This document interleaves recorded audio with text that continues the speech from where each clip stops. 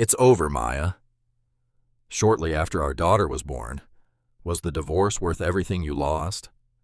The day he stopped respecting me was the day he lost me. I traded my family for a lot. Maya Morrison had been home from the hospital for just a few days when her husband laid divorce papers on the kitchen table and calmly told her their marriage was over. Their newborn daughter slept in a bassinet beside the couch, unaware that her parents' future was being torn apart before she was even a week old. Andre didn't raise his voice. He didn't have to. His relationship with another woman was no longer a rumor. His mother openly approved of it. His coworkers already treated Maya like someone being phased out of Andre's life. As he spoke about lawyers, custody schedules, and moving forward, Maya's eyes drifted toward an unopened envelope, sitting beside a stack of diapers. It had come from her grandmother's attorney a short time earlier. She still hadn't opened it. Andre never once asked what was inside, and neither of them knew that the answer would change far more than their marriage. Welcome to today's story. If you enjoy emotional drama and shocking twists, don't forget to like this video and subscribe for more unforgettable stories. And before we begin, let me know where you're watching from in the comments. Months earlier, Maya still believed her marriage could be saved. Spring had finally arrived in the Chicago suburbs. The trees lining their quiet street had begun to bloom, and sunlight poured through the kitchen windows each morning. Maya stood at the counter making coffee while reviewing notes from a prenatal appointment. The pregnancy had not been easy. After years of fertility treatments, disappointments, and emotional exhaustion, she was finally expecting a baby girl. The journey had cost more than money. It had cost energy, career momentum, and pieces of herself she wasn't sure she would ever fully recover. Still, she never regretted it. Across the room, Andre adjusted his tie while scanning emails on his phone. Things had changed since his promotion. A year before, he had been ambitious but approachable. Now he carried himself differently, more important, more impatient. His new position as senior vice president at a fast-growing logistics technology company had become the center of his identity. Sometimes it felt like everything else came second. "Big meeting today?" Maya asked. Andre barely looked up. "Board review." She smiled. "You'll do great." He nodded absently and grabbed his briefcase. "No thank you. No smile. No kiss goodbye. Just another morning." The front door closed behind him. Maya stared at the empty doorway longer than she wanted to admit. She told herself it was stress. Nothing more. Successful careers came with pressure. She understood that. After all, before leaving work during her difficult pregnancy, she had built a strong career in corporate finance herself. But very few people still talked about that, least of all Andre. In the weeks that followed, small comments became harder to ignore. Whenever finances came up, Andre spoke as though he carried the entire household alone. Whenever friends discussed careers, he referred to Maya as someone who had stepped away from the professional world. At first, she laughed it off. Then she noticed the pattern. One evening at dinner, Andre's mother, Gloria, joined them. The conversation drifted toward household expenses. Gloria glanced toward Maya. "You're lucky Andre works as hard as he does." Maya smiled politely. "I worked pretty hard too, before maternity leave." Gloria chuckled. "Sweetheart, that's different." Maya felt something tighten inside her chest. Andre said nothing. Not a single word. The silence hurt more than the comment itself, because defending her would have required almost no effort. After dinner, Gloria left satisfied. Andre returned to answering emails. The subject was never mentioned again. A short time later, Maya found another envelope waiting in the mailbox. Same law office, same attorney, Marcus Mercer. She recognized the letterhead immediately. The correspondence had started months earlier after her grandmother's health began declining. Each letter requested a meeting. Nothing urgent, nothing alarming, at least not according to the summaries. Maya placed the envelope in a drawer beside the others. She would deal with it later. There were doctor appointments, nursery preparations, baby classes. Life felt too full already. Meanwhile, Andre seemed increasingly absent, even when physically present. Late meetings became common. Business dinners multiplied. Weekend strategy sessions appeared without warning. His explanations always sounded reasonable. Individually, none of them seemed suspicious. Together, they formed a growing distance neither of them acknowledged. One afternoon, Maya drove downtown to surprise Andre with lunch. It wasn't something she normally did. She simply missed him. The receptionist smiled politely when Maya arrived. "Andre's still upstairs. I'll wait." While sitting near the elevators, she noticed a woman exiting a conference room. Tall, polished, confident. Simone Hart. Maya recognized her from company newsletters. Andre had mentioned her several times.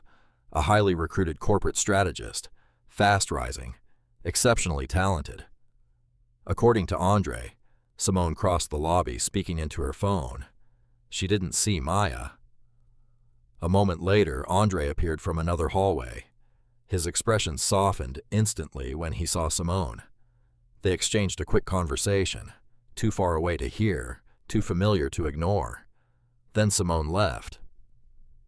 Andre finally noticed Maya.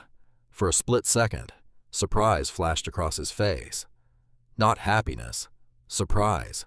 "What are you doing here?" he asked. "I thought we could have lunch."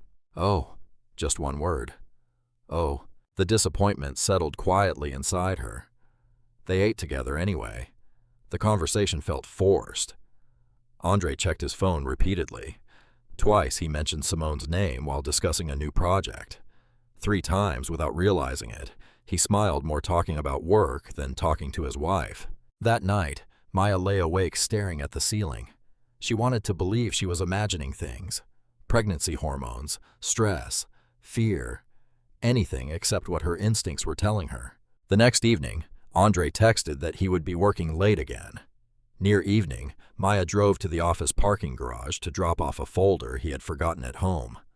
She never intended to go upstairs, but as she stepped from the elevator, she saw someone exiting Andre's office corridor. Simone. She carried a thick stack of documents against her chest. As she passed beneath the hallway lights, one page shifted loose enough for Maya to glimpse the heading, Confidential.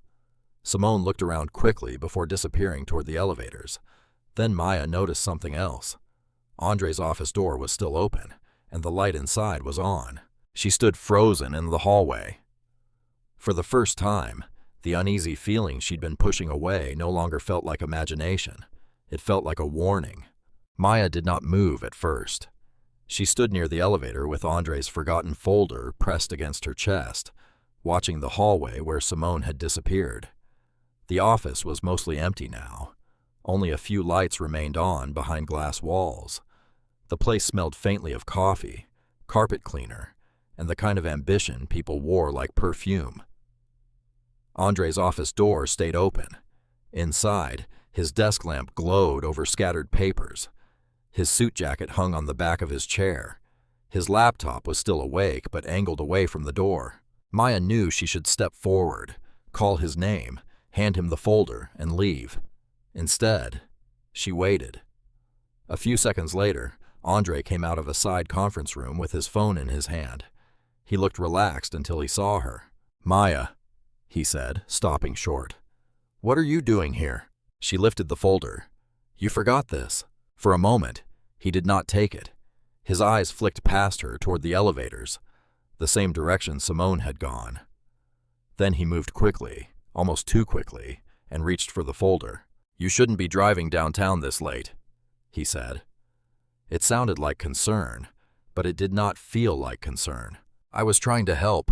"I know," he said, but his voice was tight. "Next time, just call me." Maya nodded. She wanted to ask about Simone. She wanted to ask why a strategist was leaving his office after hours with confidential documents.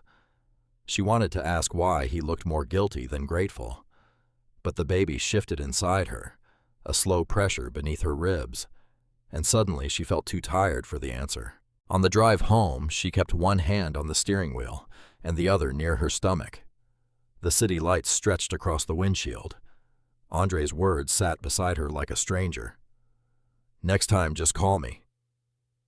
Not thank you. Not I'm glad you came. Not stay a minute. Just distance polished enough to pass as care. In the days that followed, Andre began bringing Simone's name home more often. At first, it was innocent. Simone had found a flaw in a client proposal. Simone had impressed the CEO. Simone understood how executive relationships worked. Simone knew how to read a room. Maya listened quietly from the kitchen table while folding tiny onesies for the nursery. She sounds talented, Maya said one evening. Andre loosened his tie and poured himself a drink. She has drive. The word landed softly, but Maya felt it anyway. Drive. As if Maya had misplaced hers somewhere between fertility appointments, morning sickness, and unpaid emotional labor. I had drive too, she said before she could stop herself. Andre glanced at her. I didn't mean it that way. But he did not correct himself either. By then, Simone Hart had become part of the air around them. Not physically at first, just through references, late calls, sudden schedule changes, and the faint smile Andre tried to hide when his phone lit up. Then the company events started. The first was a small networking dinner downtown. Maya had already chosen a simple black maternity dress. It was the nicest thing that still fit comfortably. She stood in front of the bedroom mirror, smoothing the fabric over her stomach, trying not to notice how swollen her ankles looked. Andre walked in, checked his watch, and paused. You're getting ready. Maya looked at him through the mirror. For the dinner. His expression changed in a way she hated. Not shock exactly, something closer to inconvenience. I didn't think you were coming. You said spouses were invited. They are, he said carefully. But it's not really that kind of dinner. It's more strategic. Investors, senior leadership, people who expect a certain energy. Maya turned around slowly. A certain energy. Andre rubbed the back of his neck. You've been tired, and honestly, these events run late. I don't want you uncomfortable. There it was again. Concern that somehow made her smaller. She wanted to argue, but his phone buzzed before she could speak. He looked down, and the corner of his mouth lifted. Simone. Maya did not need to see the name. She knew from his face. You should go, she said. Andre hesitated only long enough to pretend it bothered him. Then he kissed her forehead and left. That night, Maya sat in the nursery with the lights low, surrounded by half-built shelves and unopened baby gifts. Her phone rested on her lap. She told herself not to check social media. She checked anyway. The company had posted photos from the dinner. Andre stood near the center of one image, smiling broadly, his hand resting lightly at Simone Hart's back. She wore a fitted cream suit, elegant and confident, with a glass of champagne in her hand. Everyone around them looked polished, important, alive. Maya stared at the photo until the screen dimmed. She did not cry. Not then. She simply placed the phone face down and looked around the nursery she had spent weeks preparing alone. A short time later, Gloria came by with a bag of expensive baby clothes and opinions Maya had not asked for. Andre's mother swept through the house in a tailored coat, inspecting the nursery with a tight smile. It's sweet, Gloria said. A little simple, but sweet. Maya folded a blanket into the dresser drawer. We wanted it calm. Gloria made a soft sound. Andre has moved into a different class now. You should remember that. Appearances matter more than you think. Maya closed the drawer slowly. I know appearances matter to Andre. Gloria's eyes sharpened. My son needs a wife who understands the level he's reaching, not someone who hides at home and makes him feel guilty for succeeding. The words were quiet, almost polite. That made them worse. Maya looked at the woman who would soon become her daughter's grandmother and wondered when love had become a job interview. Before leaving, Gloria noticed a stack of unopened mail on the entry table. Her gaze fell on one envelope in particular. Marcus Mercer, attorney at law. Legal trouble? Gloria asked. Maya picked it up quickly. No, family paperwork from my side. Yes. Gloria gave a faint smile. Well, I'm sure it can wait. Nothing important ever seems to move quickly with small estates. Maya did not answer. The envelope felt heavier in her hand than paper should. That evening, Andre came home late again. He smelled faintly of restaurant wine and someone else's perfume. Maya was sitting at the kitchen table with tea gone cold beside her. The attorney's envelope sat unopened near her elbow. Andre barely glanced at it. "Long day," he said, dropping his keys. "With Simone," Maya said. He froze only for a second. Then he laughed under his breath. "Don't start. I'm asking a question, and you're making something out of nothing because you feel insecure." The word hit harder than she expected. Insecure? As if her pain was a flaw in her character, not a reaction to what he was doing. Maya looked down at her hands. Her wedding ring felt tight from pregnancy swelling. She turned it slowly around her finger. "I miss when you spoke to me like I mattered," she said. Andre sighed, already tired of the conversation. "Maya, I can't keep shrinking my life to make you comfortable." She looked up at him then. He seemed taller than he used to, not because he had grown, but because he had placed himself above her. "I never asked you to shrink," she said softly. "I asked you not to leave me behind." For the first time that night, Andre had no answer. His phone buzzed again. This time, Maya saw the name, Simone Hart. Andre turned the screen over too late. The next morning, Maya woke to the sound of her own phone vibrating on the nightstand. Andre had already left. The house was still. Pale sunlight touched the unopened envelopes on the dresser, including the one from Marcus Mercer. She reached for the phone, expecting a reminder from her doctor. Instead, a voicemail notification waited from an unfamiliar number. Maya pressed play. A calm, professional voice filled the quiet bedroom. "Mrs. Morrison, Dalton. This is Marcus Mercer's office calling again regarding your grandmother's estate. We need to speak with you as soon as possible. There is a time-sensitive matter connected to the Morrison family holdings, and we cannot proceed without your authorization." Maya sat up slowly, one hand moving to her stomach. The message continued. "Please call us back today. This deadline is no longer optional." Maya replayed the voicemail 3 times before she finally called the number back. The woman who answered sounded professional and patient, as if she had been expecting the call for weeks. "Mrs. Morrison, Dalton. Mr. Mercer has been trying to reach you regarding your grandmother's estate." Maya closed her eyes briefly. "I know. I should have responded earlier. There are documents that require your review. Mr. Mercer would like to meet with you as soon as possible. Can it wait until after the baby arrives?" There was a brief pause. "Respectfully, ma'am, some matters have already been waiting quite a long time." The answer stayed with her long after the call ended. For the rest of the day, she kept glancing toward the unopened envelopes stacked in a kitchen drawer. Something about the attorney's persistence felt different now. Not alarming, just important. Yet every time she considered opening the letters, something else demanded attention. A doctor appointment, a nursery delivery, a sudden request from Andre. Another lonely evening. Life had a way of pushing difficult conversations into tomorrow. Then Emma decided she was ready to arrive. The labor began in the middle of the night during a thunderstorm. Andre drove her to the hospital, tense and distracted.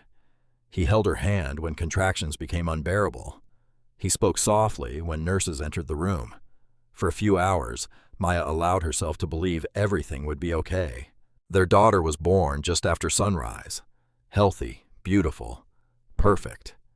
When the nurse placed Emma in her arms for the first time, Maya cried harder than she had in years. Every struggle suddenly felt worth it.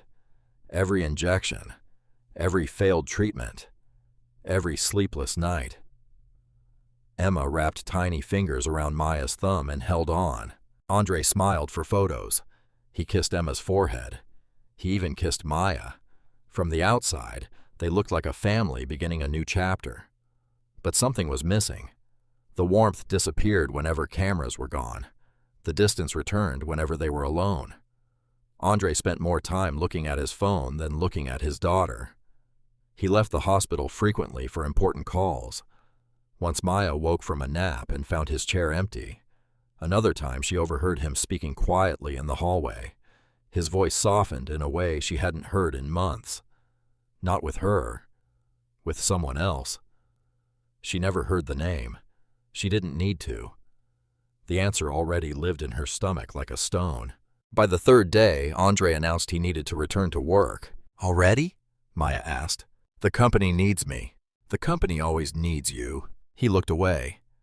Neither of them said what they were actually thinking. A short time later, she returned home.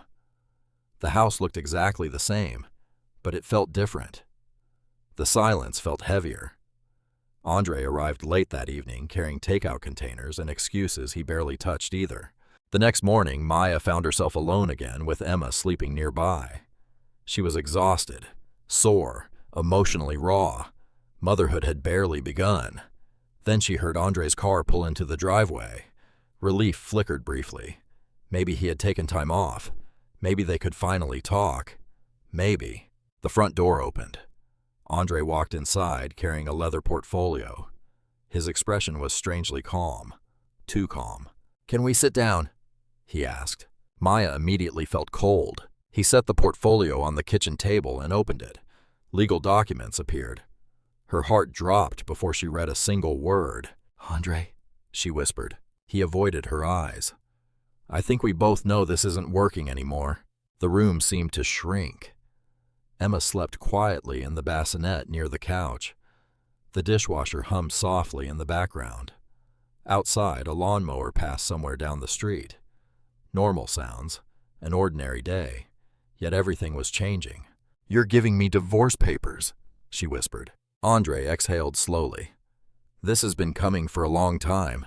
"Not for me, Andre. No." Her voice cracked. "You don't get to say that. We just had a baby." His jaw tightened.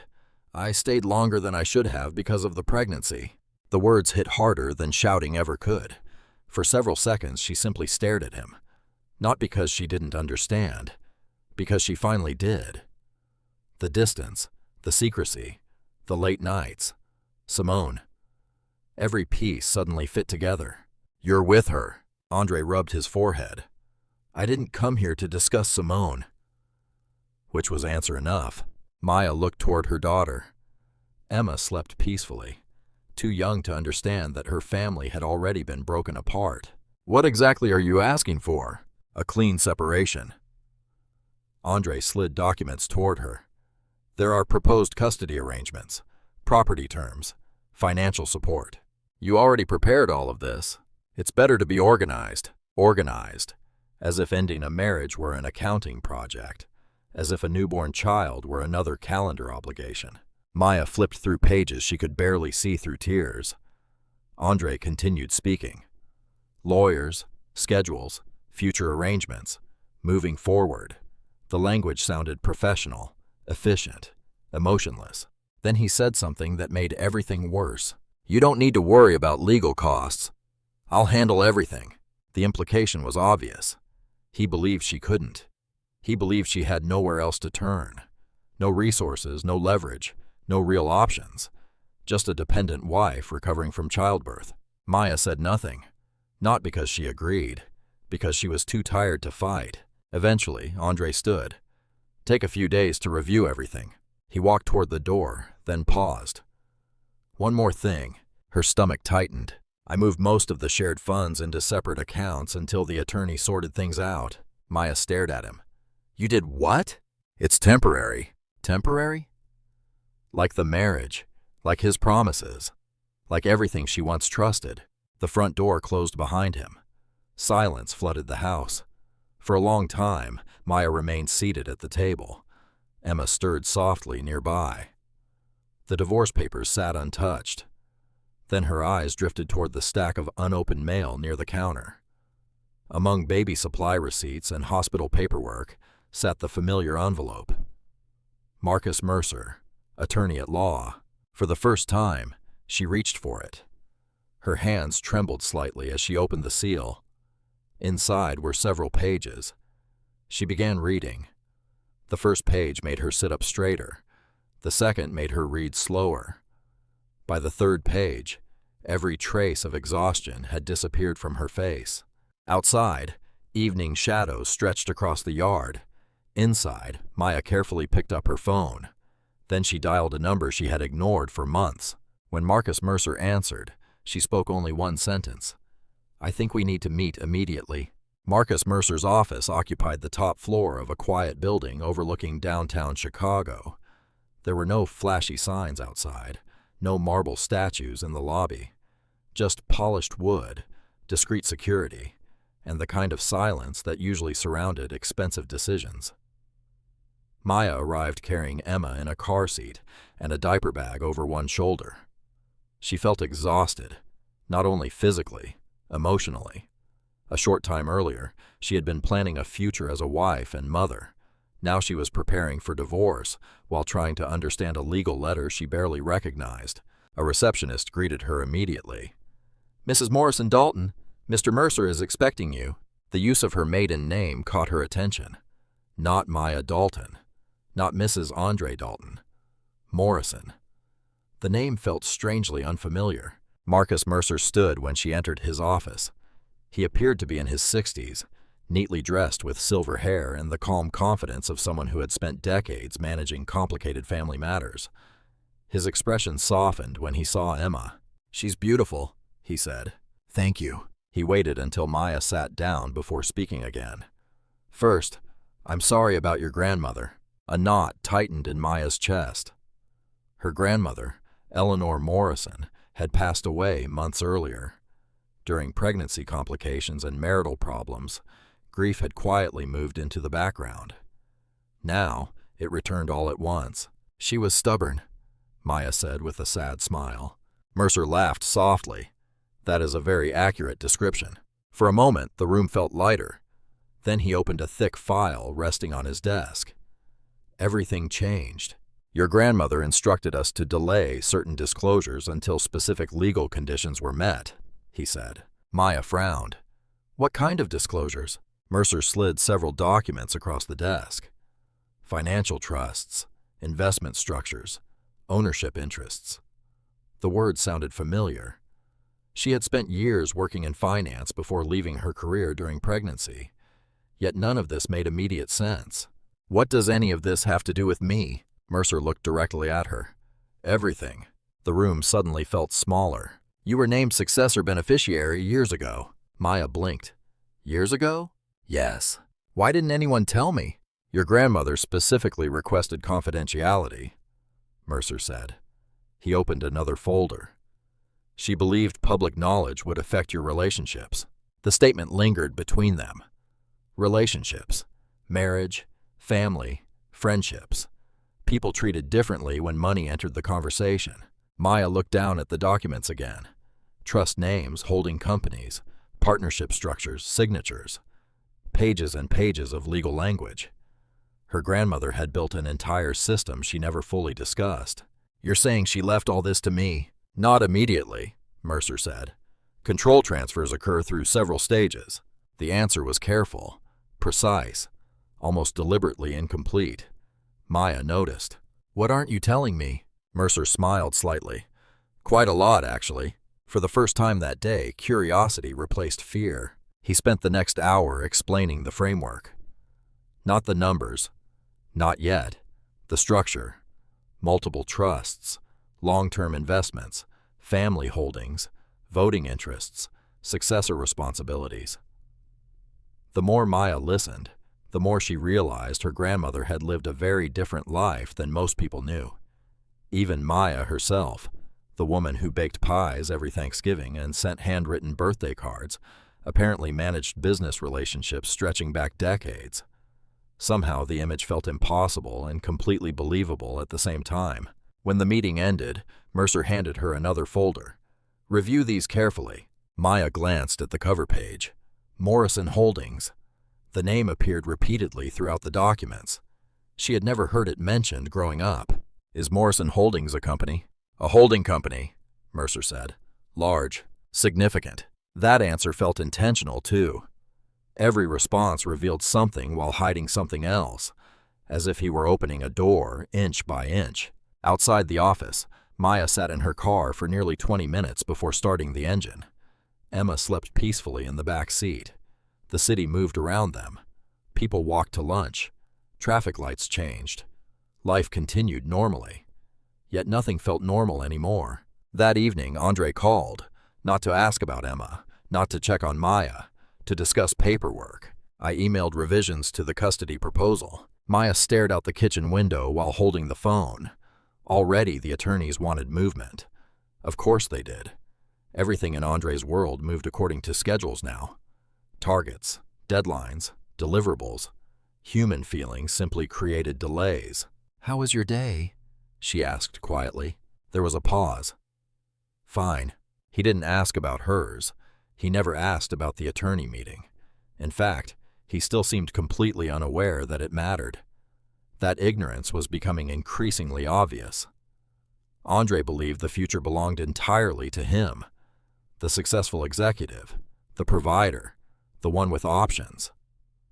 Maya listened to him discuss paperwork, while an unopened folder labeled Morrison Holdings sat beside her.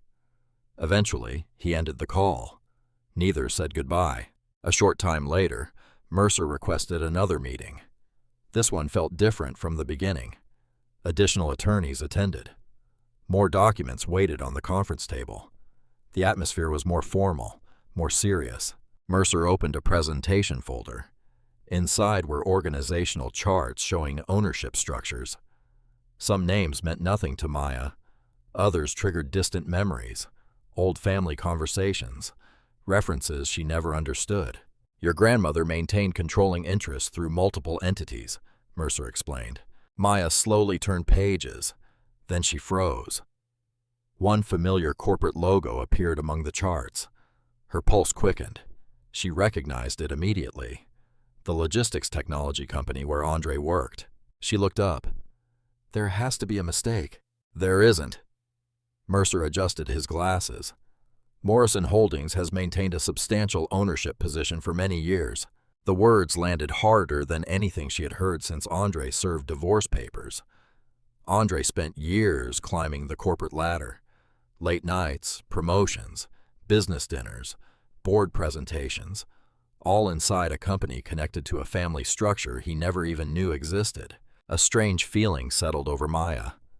Not satisfaction, not revenge. Something quieter. Perspective. For months, Andre had treated her as someone with no leverage, no future, no influence. Yet he had no idea what stood quietly in the background of her life. Mercer closed the folder. "There is one more matter we need to discuss." Maya looked up. "What kind of matter?" Mercer's expression grew serious. "The board of directors will be voting on several governance issues soon." He paused. "And under the trust structure established by your grandmother, your participation may be required." For the first time since entering the room, Maya understood that this situation was becoming much larger than inheritance, much larger than divorce. And somewhere across the city, Andre remained completely unaware that the woman he had discarded was about to become impossible to ignore. Maya spent the following period doing something Andre never expected. She stopped reacting. She answered messages politely. She responded to attorney requests on time. She documented every financial statement that arrived in the mail. And whenever Andre called to discuss the divorce, she spoke calmly enough to make him uncomfortable. The panic he expected never came. The begging never came. The emotional collapse never came. Instead, she listened. She took notes and she quietly built a file. Emma slept beside her during many of those late-night sessions. The tiny apartment-sized nursery felt less like a nursery now and more like a command center. Bank statements covered the dining table. Credit card summaries sat in organized folders. Legal correspondence occupied an entire drawer. The more Maya reviewed, the more questions appeared. Several large transfers had been made from joint accounts during the final months of the marriage. Luxury hotel charges appeared in cities where Andre claimed to be attending conferences. Expensive gifts had been purchased using accounts funded partly by marital income. Some explanations existed, others did not. Maya forwarded everything to the family law attorney Mercer had recommended. Her name was Robin Sloan. Experienced, methodical, and impossible to intimidate. During their second meeting, Robin reviewed several pages before leaning back in her chair. "When did you first become aware of the relationship with Simone Hart?" Maya hesitated. "I suspected months ago, but no confirmation. Not until recently." Robin nodded slowly. Good. Maya frowned. Good? It means we focus on evidence instead of assumptions. She tapped several highlighted transactions. These transfers concern me more. Maya looked down. Why? Because if marital assets were diverted for purposes unrelated to the marriage while separation was being planned, the court may want answers. For the first time since receiving divorce papers, Maya felt something shifting. Not revenge, protection. Facts mattered, documentation mattered, the truth mattered. And unlike emotions, facts left a trail. Meanwhile, Andre appeared increasingly confident. The confidence showed up in small ways. His messages became shorter. His offers became less generous. His assumptions became more obvious. During one phone call, he casually mentioned that lengthy legal disputes could become financially exhausting. "You don't want this dragging out," he said. The implication hung in the air. "You can't afford it." Maya stared out the window while Emma slept nearby. "Then perhaps honesty will save everyone time." Andre laughed softly. "You always think things are simpler than they are." The call ended a minute later, but his words stayed behind. Not because they hurt, because they revealed exactly what he believed. He still saw her as dependent, still saw her as vulnerable, still assumed she lacked resources. The truth remained hidden behind layers of legal confidentiality he knew nothing about. Across town, Simone's confidence seemed to be growing too. Maya first noticed through social media, then through mutual acquaintances, then through rumors. Simone attended events Andre once brought his wife to. Simone accompanied him to executive dinners. Simone appeared in photographs that circulated around the company. Not officially, not openly, but close enough. One afternoon, Maya attended a pediatric appointment with Emma. While waiting for paperwork, she overheard two women discussing Andre's company. Neither recognized her. "She'll probably be engaged within a year." "Simone, absolutely. I heard he's basically separated already." The women laughed quietly. Maya looked down at Emma, sleeping peacefully in her stroller. She felt the familiar sting. Not because strangers were talking, because somewhere along the way, people had begun discussing the future of her marriage before she even knew it was ending. That realization hurt more than the gossip itself. A short time later, Robin requested another meeting. This one lasted nearly 3 hours. The attorney's conference table filled with spreadsheets, account records, communications, and disclosures filed by Andre's legal team. Robin studied one section repeatedly. Finally, she removed her glasses. "Something isn't matching." Maya immediately sat forward. "What?" "Reported balances." Robin pointed toward several documents. "According to these disclosures, certain funds no longer exist, and according to the bank records we obtained, they appear to have gone somewhere." Silence settled across the room. Not dramatic silence, professional silence, the kind lawyers respected. Robin turned several pages. "I'm not accusing anyone of wrongdoing yet." The phrasing mattered. Yet. But if assets were moved improperly before or during divorce proceedings, the court will want complete explanations. Maya felt her pulse quicken. "Do you think Andre knows?" Robin gave a careful answer.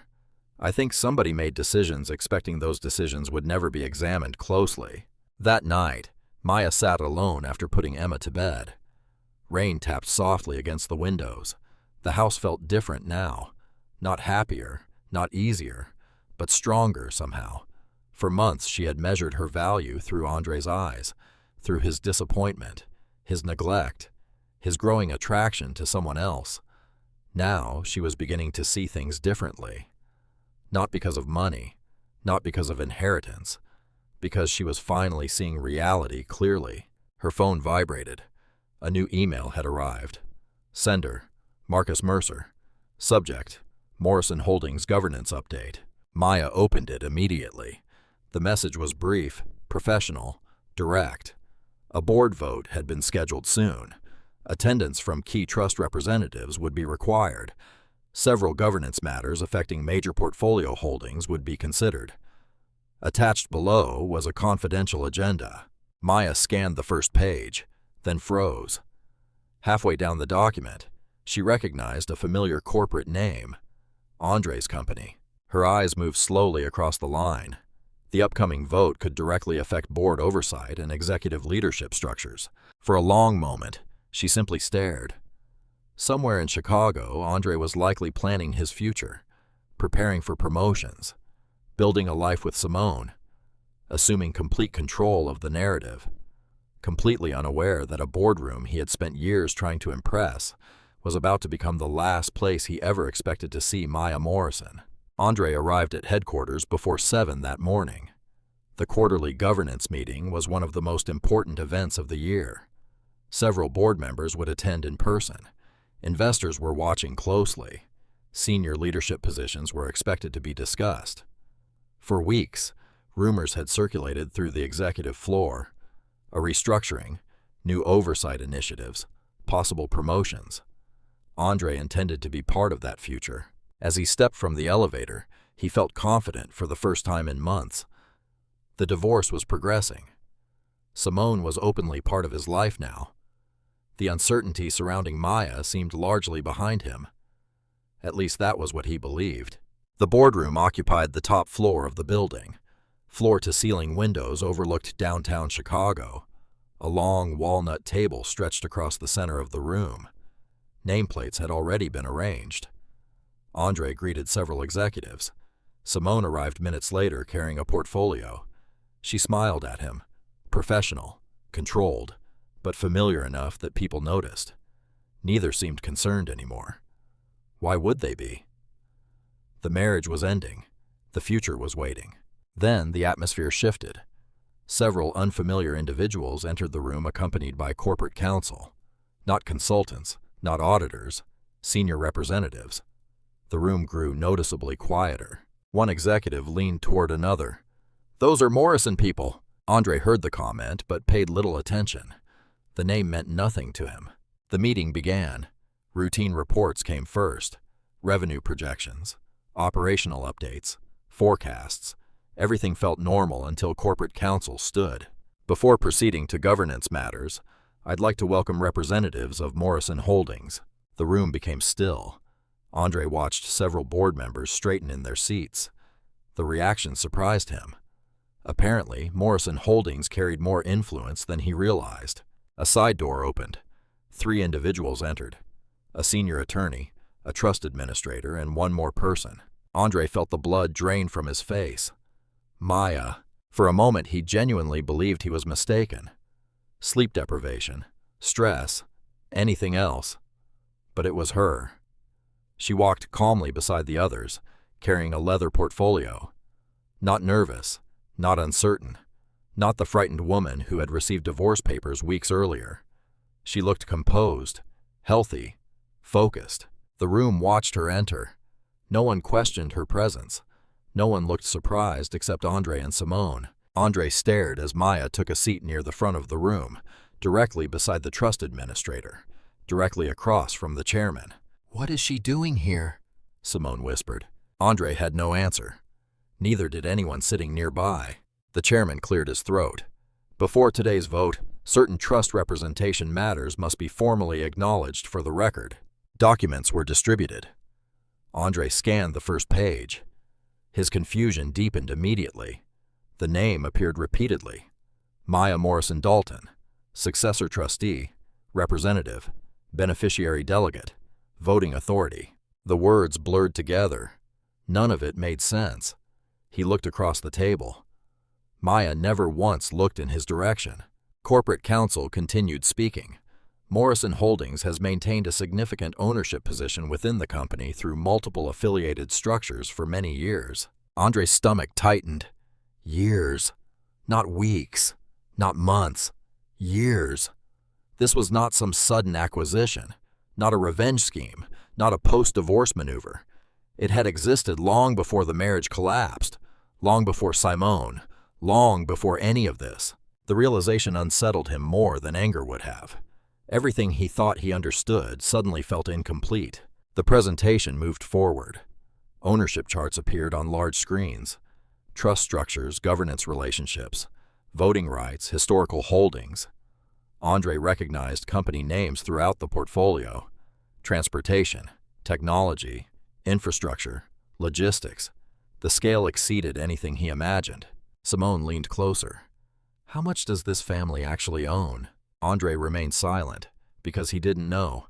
And for the first time in years, ignorance made him uncomfortable. The chairman eventually addressed Maya directly. Mrs. Morrison Dalton, do you wish to make any comments before voting begins? Several heads turned toward her, including Andre's. Maya spoke calmly, professionally, without emotion, only that governance responsibilities should be approached with long-term accountability in mind. Nothing dramatic, nothing threatening. Yet somehow the words landed harder than any accusation. Accountability, the very thing Andre had spent months avoiding. The votes proceeded. No one was fired. No dramatic takeover occurred. No public humiliation unfolded. Reality was quieter than that, but reality often carried more weight. By the time the meeting ended, every executive in the room understood something Andre had never bothered to learn. Maya was not connected to Morrison Holdings through luck or marriage or circumstance. She belonged there. Afterward, conversations erupted throughout the floor. Executives whispered. Assistants exchanged messages. Questions traveled faster than facts. Andre finally caught up to Maya near a private conference area. Maya. She stopped, slowly turned, met his eyes. The distance between them felt enormous.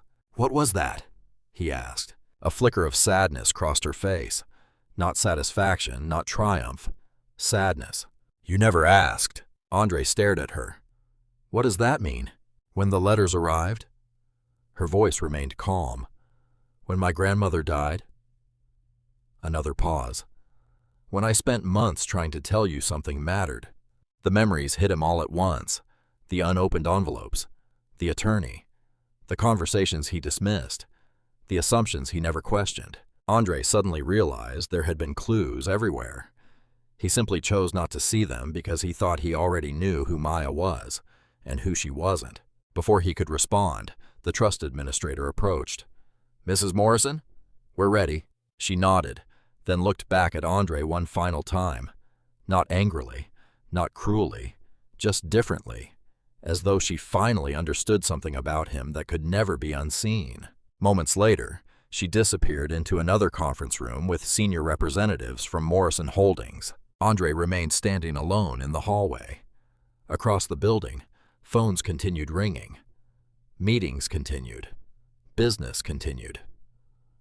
But for Andre, everything had changed. Because for the first time, he began asking a question he should have asked long ago. Exactly who had he divorced? And how much of her life had he never truly known? The boardroom revelation spread through the company faster than Andre expected. Not because anyone officially announced it, because people talked, executives talked, assistants talked, investors asked questions. By the following period, the story had evolved into dozens of versions, some exaggerated, some completely wrong. But every version included one uncomfortable fact. Andre's estranged wife was connected to Morrison Holdings, and Morrison Holdings mattered. For the first time in years, Andre found himself walking into meetings feeling uncertain. Questions followed him. Careful questions, polite questions, the kind people asked when they knew something had changed but weren't sure how much. Simone hated it. She hated the whispers. She hated the speculation. Most of all, she hated that Maya suddenly occupied conversations she had expected to dominate herself. One evening, she sat across from Andre in an upscale restaurant downtown. You need to get ahead of this. Andre rubbed his temples. Get ahead of what? The perception. He looked at her. What perception? That you didn't know. The words landed harder than she intended. Andre stared through the restaurant window because she was right. He hadn't known.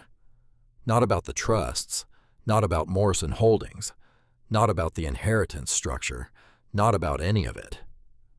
The realization embarrassed him more than he wanted to admit. For years, he believed he understood Maya completely.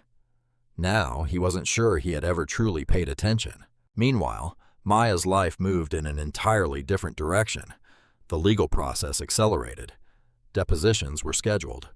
Financial disclosures expanded. Requests for records multiplied. Every document generated new questions. Robin Sloan approached the case with relentless patience. She never raised her voice, never made dramatic accusations. She simply followed the evidence wherever it led. One afternoon, she arrived carrying several folders. She placed them carefully on the conference table. More account records. Maya looked up from her notes. Anything important? Robin opened the first folder. Potentially. The attorney slid several pages forward. Wire transfers, account movements, expense reports, credit card statements. Each transaction appeared ordinary in isolation. Together, they painted a very different picture. Maya reviewed the dates. Most occurred before Andre filed for divorce. Many corresponded with trips involving Simone. Expensive trips, luxury purchases, private accommodations, benefits funded, at least in part, through money originating from marital accounts. Maya slowly exhaled. He was planning everything. Robin nodded. Possibly before Emma was born. Another pause. The careful language mattered. Facts first, conclusions later. That discipline gave Maya confidence. The truth no longer depended on emotions. The documents could speak for themselves. Several weeks later, both legal teams met to review financial disclosures. The atmosphere remained professional. No shouting, no dramatic confrontations. Just attorneys, accountants, records, and evidence. Exactly where Robin wanted the conversation. Andre arrived looking tired.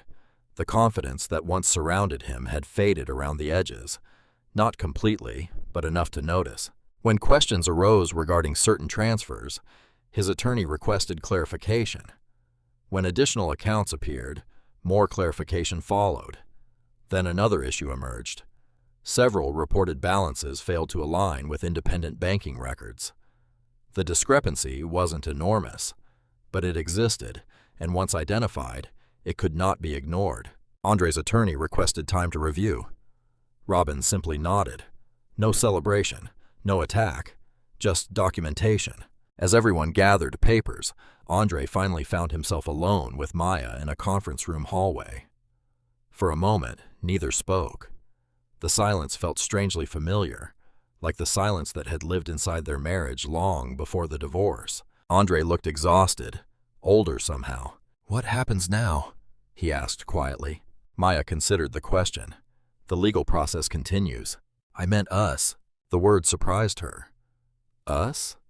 As if the marriage still existed somewhere beneath the paperwork. Maya looked at him carefully. For the first time in months, she didn't feel angry, just sad. "You made your decision before Emma was born." Andre lowered his eyes. "It wasn't that simple." "No." His jaw tightened. "I thought I knew what our future looked like." The honesty caught her off guard because she believed him. Not the justification, the confusion. Andre genuinely believed he had understood everything, and that belief had destroyed their marriage. Before either could continue, attorneys emerged from nearby offices. The moment disappeared. Professional distance returned. The divorce moved forward. Weeks later, another major filing entered the record. Trust valuations, ownership disclosures, governance summaries. Nothing confidential enough to expose every detail, but enough to establish scale, enough to establish significance, enough to make clear that Maya's inheritance represented far more than anyone originally assumed. The information spread quickly through legal circles, then business circles, then local media. Articles began appearing, most focused on Morrison Holdings, some focused on governance, others focused on the surprising connection between a high-profile inheritance structure and a pending divorce case. Andre saw the headlines. So did Simone. Neither enjoyed them. Late one evening, after another difficult day, Andre sat alone in his apartment, scrolling through article after article. Eventually, he stopped. The screen reflected back at him. Tired eyes, regret, questions. His phone rested motionless beside him for several minutes. Then he picked it up, opened Maya's contact information, and stared at her name. For a long time, he did nothing. Then finally, before he could lose his nerve, he pressed call. As the line began ringing, Andre realized something he should have understood months earlier. The woman he had abandoned might have inherited extraordinary wealth, but that wasn't what he missed. What he missed was the person who had loved him before any of it mattered. And for the first time since serving those divorce papers, he wasn't calling to negotiate. He was calling to ask for another chance. The phone rang 4 times before Maya answered. She had just finished feeding Emma and was standing beside the nursery window, watching snow drift across the parking lot. "Hello?" For a moment, Andre said nothing. Hearing her voice again made the words harder to say. "It's me." Maya already knew.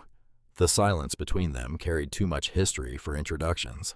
"What do you need?" Andre, not angry, not warm, simply direct. He swallowed. "I wanted to talk. We have attorneys for that. This isn't about the case." Another pause. He could hear Emma making soft sounds somewhere nearby. The sound twisted something inside him. For months he had convinced himself he was moving toward a better future, a cleaner future, a simpler future. Now, all he could think about was everything he had left behind. "Maya," he said quietly, "I made mistakes." She closed her eyes briefly, not because she wanted revenge, because she was tired. Tired of hearing clarity arrive after damage had already been done. What kind of mistakes? The question caught him off guard, because she wasn't asking for apologies. She was asking for honesty. "I stopped seeing you." The answer came before he could filter it. "I treated everything like a calculation. Work, status, success, even us." Maya remained silent. Andre continued. "I thought you had given up." The statement lingered. Then Maya answered softly. "I left my career because we were trying to have a child." Andre looked down. "I know." "No, you know that now." The difference mattered painfully. For years, she had attended fertility appointments alone, while Andre stayed at meetings. She endured treatments, complications, losses, fear, then a difficult pregnancy, all while trying to support a marriage she believed still mattered. None of those sacrifices appeared on income statements. None improved executive resumes. But they had been real. Andre finally understood that. Far too late. "I'm sorry," he said. This time he meant it. Maya believed him. That was the tragedy. She believed his regret was genuine, but regret and trust were not the same thing. "Andre," she said quietly, "you didn't leave because I lacked money." His chest tightened. "You left because you thought I lacked value." Neither spoke for several seconds. There was no defense against the truth. Eventually, Maya ended the conversation politely. Not cruelly, not dramatically, just firmly. When the call disconnected, Andre sat alone staring at his phone. For the first time, he understood that wealth had never been the real revelation. The real revelation was discovering who he had become. Meanwhile, another relationship was beginning to fracture. Simone noticed the changes immediately. Andre stopped discussing future plans, stopped talking about promotions, stopped celebrating small victories. His attention drifted elsewhere, toward custody discussions, toward Emma, toward mistakes he could no longer ignore. One evening, Simone finally confronted him. "You called her again, didn't you?" Andre didn't answer immediately. That answer alone told her everything. Simone stood. "You can't seriously be considering this. This isn't about getting back together." "Then what is it about?" Andre exhaled slowly. "Taking responsibility." Simone laughed bitterly. "Interesting timing." The comment stung because part of him understood her point. Before the inheritance became public, before Morrison Holdings, before the articles, before the headlines, would he have reached the same conclusions? The question haunted him. Simone noticed the hesitation, and for the first time revealed something she usually hid. Fear. Not fear of losing Andre emotionally. Fear of losing the future she had imagined. The status, the access, the social circles. The life that seemed close enough to touch. "I spent years building my career," she said quietly. "I wasn't going to stay invisible forever." Andre looked at her for once. She wasn't pretending. No manipulation, no performance, just honesty. She wanted security, influence, opportunity.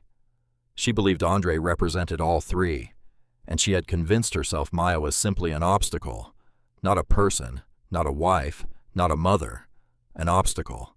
The realization made Andre uncomfortable, because it sounded familiar. Months earlier, he had done something very similar. He had reduced Maya to a role, a burden, a dependent spouse, someone standing in the way of the future he wanted. The relationship ended 2 weeks later without drama, without screaming, without public scenes. Just two people finally acknowledging that their ambitions had never been the same thing as love. While that chapter quietly closed, Maya focused on building something entirely different. Part of her inheritance had already begun generating distributions through existing trust structures. The money could have changed every aspect of her life overnight. Instead, she moved carefully, deliberately.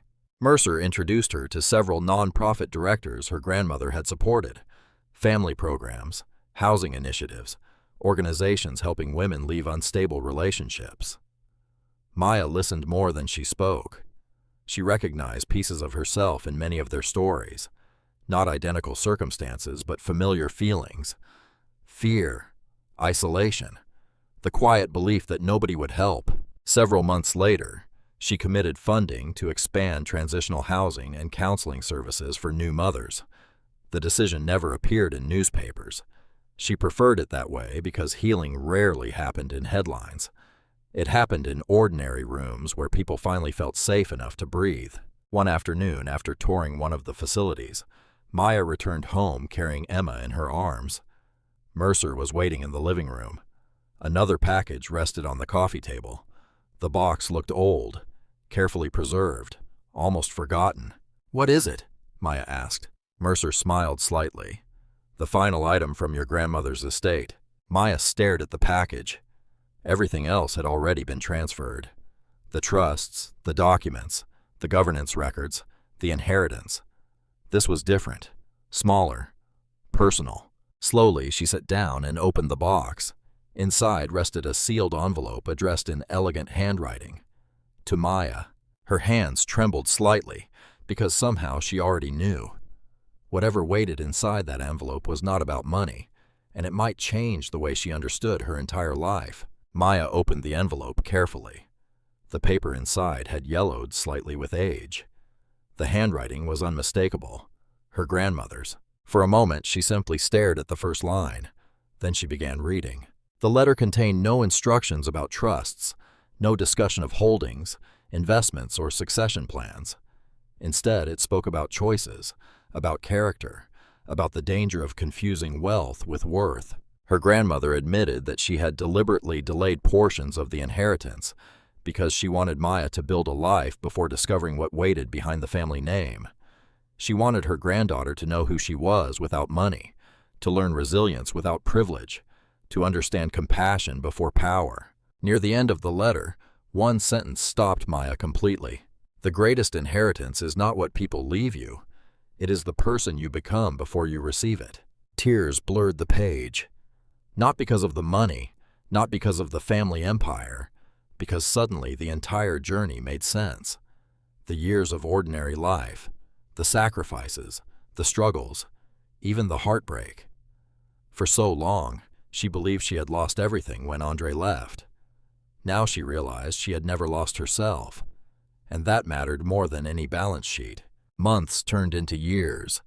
The divorce eventually concluded through negotiated agreements and court-approved parenting arrangements. There were consequences. Financial disclosures had exposed decisions Andre wished he could take back. His reputation suffered. Certain opportunities disappeared. Some professional relationships never fully recovered. But life did not destroy him, nor did Maya try to. He remained part of Emma's life through structured custody schedules and shared responsibilities. The difference was that accountability had replaced entitlement. Over time, he became a more present father than he had ever been as a husband. The regret remained, but so did the lessons. Simone disappeared from public conversation almost as quietly as she had entered it. The future she chased never arrived. The influence she wanted proved temporary. Eventually, she moved on to another company and another city without scandal, without triumph. Just another person forced to confront the distance between ambition and fulfillment. Meanwhile, Maya stepped into her responsibilities at Morrison Holdings with surprising ease, not because she craved power, because she understood responsibility. Board meetings became part of her schedule, strategic reviews, foundation work, community initiatives.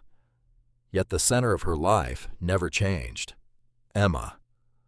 Every major decision eventually returned to the same question: what kind of world was she helping build for her daughter? The answer shaped everything. Several programs supporting young mothers expanded through partnerships Maya quietly funded. Women's shelters received additional resources. Counseling services reached families who otherwise would have gone without help. Emergency housing programs grew. Most beneficiaries never knew her name. She preferred it that way. The work mattered more than recognition. One spring afternoon, long after the divorce papers first appeared on that kitchen table, Maya stood outside one of those family centers, watching children play in the sunshine. Emma ran across the grass, laughing with friends, healthy, safe, loved.